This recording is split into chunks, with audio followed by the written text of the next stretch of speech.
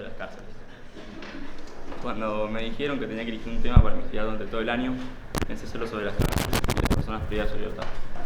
Siempre sentí mucha curiosidad sobre cómo eran las cárceles y sobre cómo podía ser para una persona verse obligada a pasar tiempo de su vida en ellas. Siempre que veía una película o veía a alguien hablando del tema o alguna serie o algo en internet, se me ocurrían muchas preguntas. También me interesaba la idea de la reinserción, cómo las personas después de pasar por la cárcel necesitan adaptarse a la sociedad, conseguir un trabajo, continuar sus estudios, lo que se les hace muy difícil ya que existe una gran desconfianza hacia estas personas. Como les dije, este tema me generaba mucha curiosidad y muchas preguntas, como pueden ser cómo es la vida de un preso, cómo es la vida dentro de la cárcel, en qué condiciones se vive, cómo podemos ayudar a estas personas para que se puedan adaptar a la sociedad y también cómo fueron cambiando las cárceles a lo largo de la historia.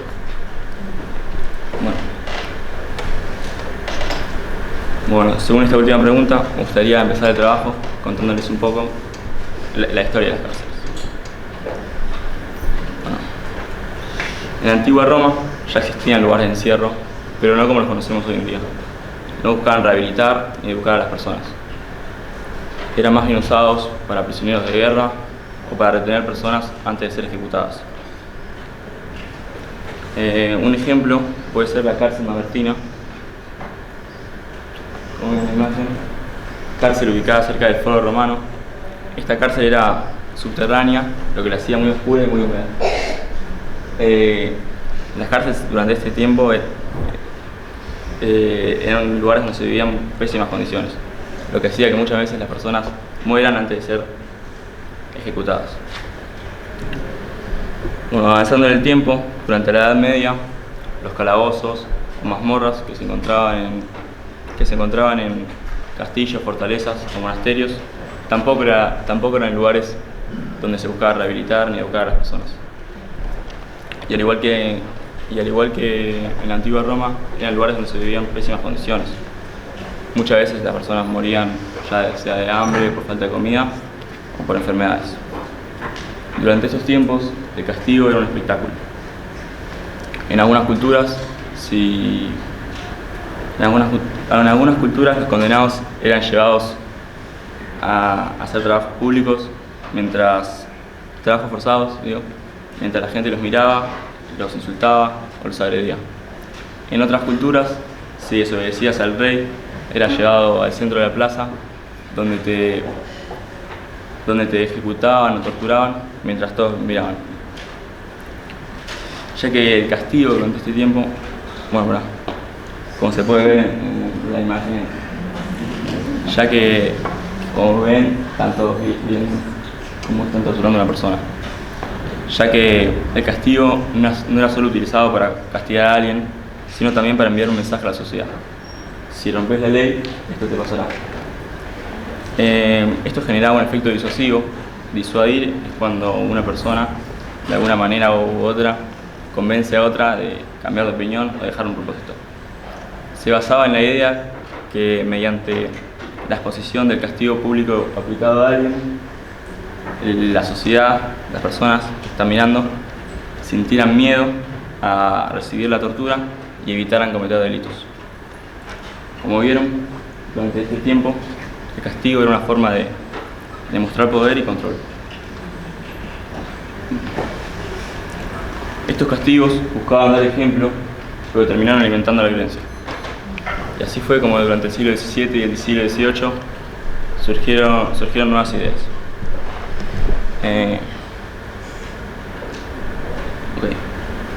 Se empezó a dejar de lado el espectáculo surgieron nuevas ideas muy novedosas, como puede ser, muy importante fue la figura de Cesare Beccaria, quien tenía ideas muy novedosas como la proporcionalidad entre el delito y la pena. Creía que cada delito tenía que tener su pena dependiendo del valor de la pena. También fue muy importante su postura en contra de torturas o la pena de muerte. Bueno, así fue como hubo un gran cambio entre el siglo XVII y el siglo XVIII. El castigo se dejó de lado. El espectáculo se dejó de lado, no el castigo. Y el castigo empezó a centrarse, dejó de centrarse en el cuerpo y en el espectáculo y pasó a centrarse en la pérdida de un bien o de un derecho. Un bien puede ser una fianza económica, o un derecho puede ser el derecho a la vida, en el caso de la pena de muerte, o el derecho a la libertad, en el caso del encierro. Bueno, así fue como la sociedad fue evolucionando y surgieron nuevas formas, nuevas tecnologías, entre ellas nuevas tecnologías y formas para mejorar el modelo arquitectónico penal. Un ejemplo puede ser el panóptico. El panóptico es un modelo arquitectónico diseñado por Jeremy Bentham, que fue una figura muy importante también del Reino Unido, quien lo diseñó pensando en diseñar la cárcel perfecta. Este modelo arquitectónico se basaba en un edificio circular lleno de celdas y con una torre de vigilancia en el centro. Desde la torre del centro podías observar cada una de las celdas, pero desde las celdas no podían observar, o sea, sí podían observar la torre, pero no podían saber si alguien adentro estaba vigilando o no. Lo que generaba una sensación interna dentro de los presos de miedo a poder estar siendo vigilados. Y eso generaba un orden y una autodisciplina en cada una de las celdas. Bueno, leyendo a Foucault, filósofo francés del siglo XX, entendí cómo este sistema de vigilancia era muy sencillo, muy económico y muy exitoso, ya que con una sola persona, con un solo guardia, podía vigilar un montón de celdas. También, leyendo a Foucault, entendí cómo la sociedad durante el siglo XX está constantemente observada, vigilada, ya que el panóptico se fue aplicando en escuelas, fábricas o hasta en hospitales.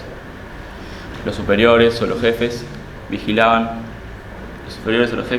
que los trabajadores no pierdan el tiempo y hagan bien su trabajo.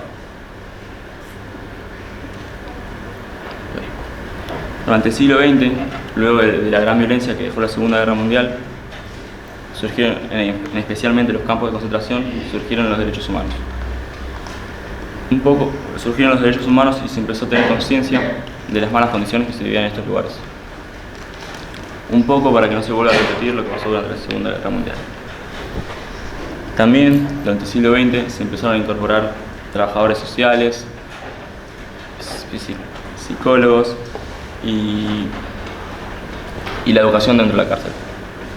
Se buscaba moldear a las personas y pensando en su futuro, no solo castigarlos. También durante el siglo XX surgieron alternativas a la cárcel, como la prisión domiciliaria, la libertad condicional y los trabajos comunitarios. Bueno, finalizando con la historia, me gustaría pasarles a contar un poco cómo es la situación actual, cómo es la situación de las cárceles en Argentina.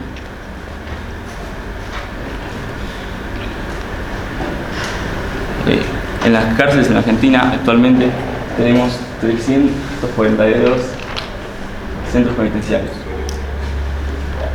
Sí. Estos pueden ser provinciales o federales. Donde hay 120.700 personas privadas de la libertad, pero a su vez también tenemos 12.885 personas en dependencias policiales, lo que viene siendo, por ejemplo, comisarías. Bueno, y así, si sumamos estas dos cifras, nos da un total de 133.585 personas presas en Argentina. Esto lleva a una tasa de 284 personas cada 100.000 habitantes. La tasa es una herramienta que utilizan los profesionales que hablan del tema para así poder entender la dimensión de alguna cantidad, teniendo en cuenta la población de un país, por ejemplo. Bueno, esta tasa de 284 personas cada 100.000 habitantes se encuentra más o menos en el promedio de Sudamérica, pero a su vez también se encuentra bastante alejado de una de las tasas más altas, que es en Estados Unidos, que es 541 personas cada 100.000 habitantes. Pero a su vez también se encuentra muy alejada de una de las tasas más bajas, que es la de Japón, que es 33 personas cada 100.000 habitantes.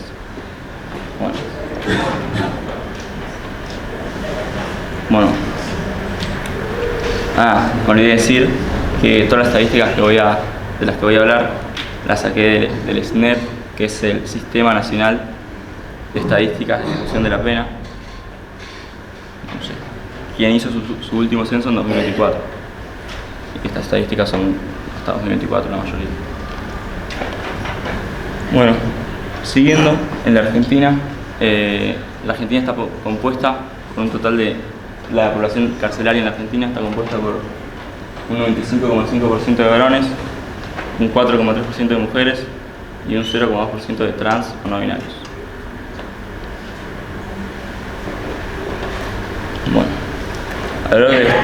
a lo largo de la historia en la Argentina se vivió una tendencia muy marcada en relación a los delitos, en relación a las causas de por qué las personas están en la cárcel. Principalmente son robos o tentativas de robo, a lo que le sigue violaciones o abuso sexual. Después está infracción a la ley número 23.737, que es la ley de estupefacientes, que regula todo tipo de acciones relacionadas con las drogas, como puede ser siembra, cultivo, producción, fabricación, comercio, transporte o tenencia.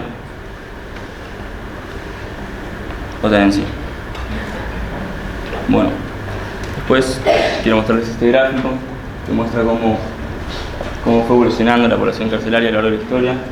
Podemos ver cómo en los últimos años aumentó de gran manera, lo que llevó a una insuficiencia relacionada en la capacidad de los sistemas.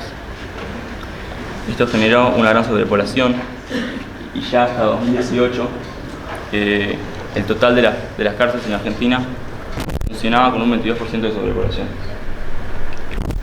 Y hasta 2018, en Buenos Aires, que más o menos representa el 40% de la población de Argentina, de la población carcelaria de Argentina, los sistemas funcionaban con un 45% de sobrepoblación, lo que es muy preocupante. Esta sobrepoblación hace que disminuya mucho la calidad de vida de las personas que viven dentro de la cárcel. En Argentina no todas las cárceles son iguales, pero hay algunos patrones que se repiten bastantes. Los sistemas carcelarios suelen tener capacidad para 800 personas, pero en algunos, debido a la sobrepoblación, hay más de 1000. Hay casi 2000. Estos sistemas, las cárceles en Argentina suelen estar divididas en pabellones que tienen sector A y B.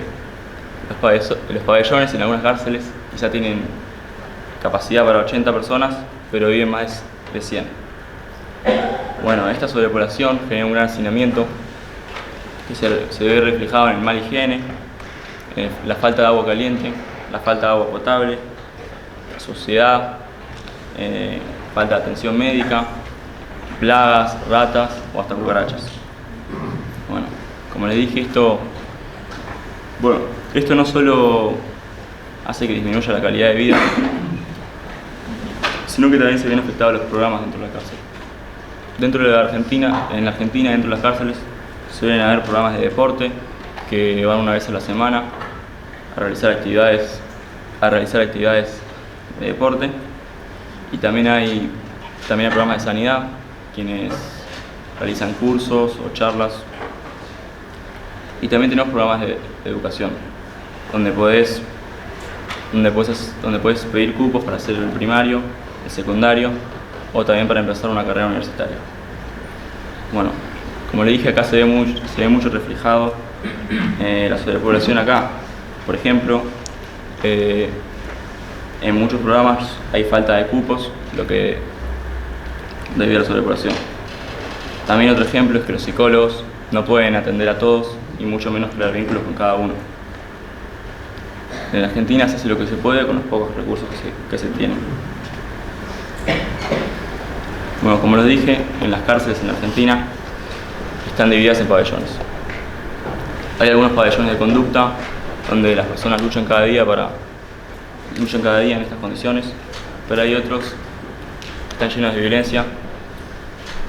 violencia y donde hay personas están orgullosos de ser delincuentes y hablan del delito como si fuera un trabajo, lo que es muy peligroso para la sociedad.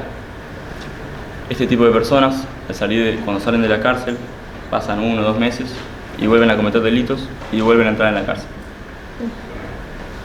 Este es un problema muy grande en la Argentina, que es la reincidencia. La reincidencia, como les dije, es cuando una persona sale de la cárcel, pasa 1 mes o un tiempo y vuelve a entrar en la cárcel. Vuelve a cometer delitos y vuelve a entrar en la cárcel. Esto me recordó una de las preguntas que me hice al principio de mi trabajo, que era ¿cómo podemos ayudar para que las personas logren adaptarse a la sociedad y no vuelvan a cometer delitos? Así fue como encontré la Fundación Espartanos. La Fundación Espartanos es una organización sin fines de lucro que tiene como objetivo mejorar la calidad de vida de las personas privadas de su libertad. Mejorar la calidad de vida de las personas privadas de su libertad, y también tiene como objetivo que puedan adaptarse a la sociedad. Bueno, les cuento un poco sobre la fundación. Eduardo de Berigo, o el Coco, como lo llaman, fundó un equipo de rugby en el penal de máxima seguridad de San Martín. Bueno, Eduardo del Coco organizaba entrenamientos cada martes, entrenamientos de rugby. Aunque en principio no tenía tanta audiencia y no había tantas personas que vayan, con el tiempo se hizo bastante popular.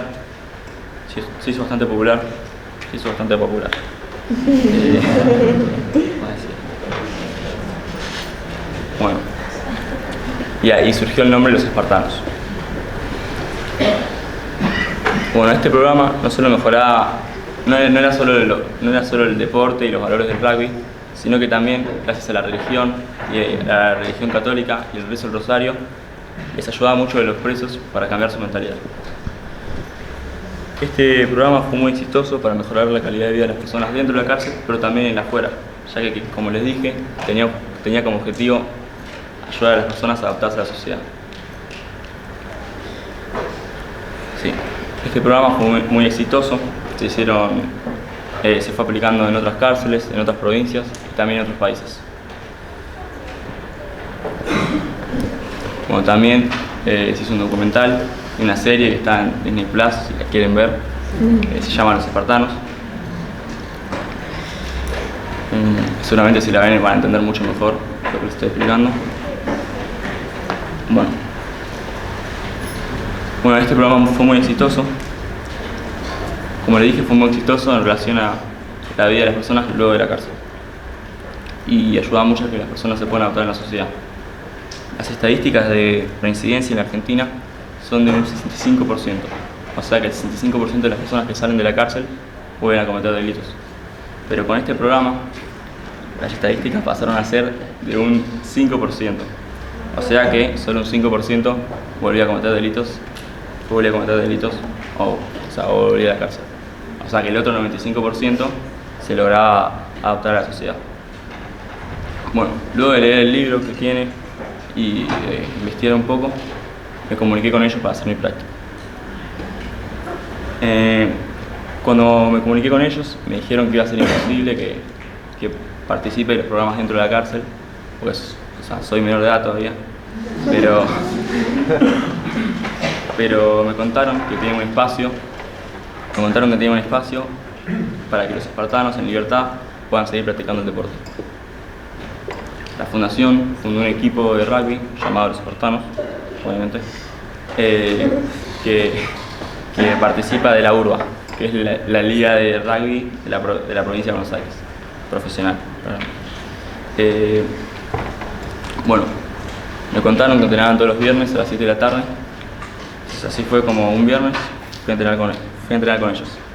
Al principio, los primeros entrenamientos, solo iba a ayudar a mover algunos conos o charlar con los chicos, pero desde el primer día que fui siempre me decían ¿por qué no juegas con nosotros? No sé, sos joven, que me sumo a jugar con ellos. Así que ya pasando los primeros 3 entrenamientos me puse los pantalones cortos y fui a jugar. Desde el primer día que fui a jugar con ellos, me recibieron muy bien. Pude entender cómo ellos se trataban como una familia y se apoyaban, y se apoyaban entre todos. También pude ver que esto no era solo un espacio para que sigan practicando el deporte luego de la cárcel, sino también era un espacio donde ellos se podían expresar, hablar de su trabajo, de cómo les iba en la vida. Me pareció muy lindo. Bueno, en conclusión, ya pasando, bueno, acá tengo una foto de... En conclusión,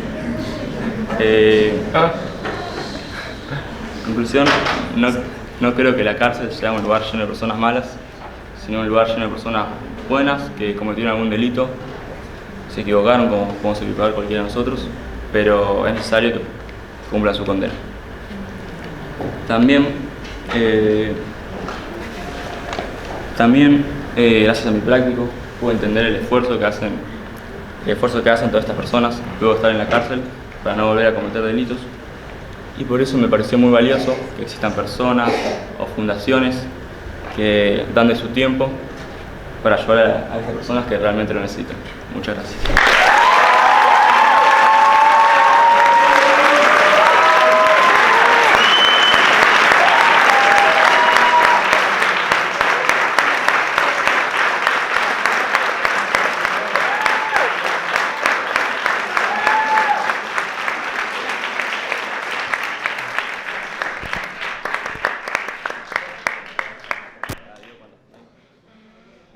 Tres preguntas si quieren hacer. ¿Sí?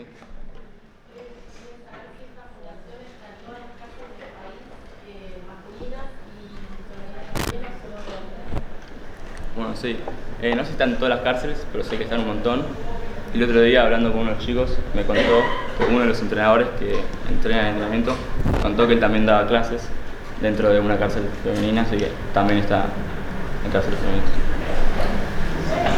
Por esa parte del rugby hay algún otro deporte que ayude a la organización.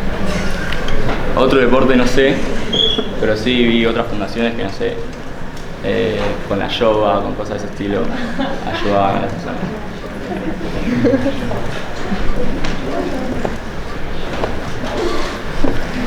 ¿Cuál es, a tu criterio, la causa de la sobrepoblación en la cárcel?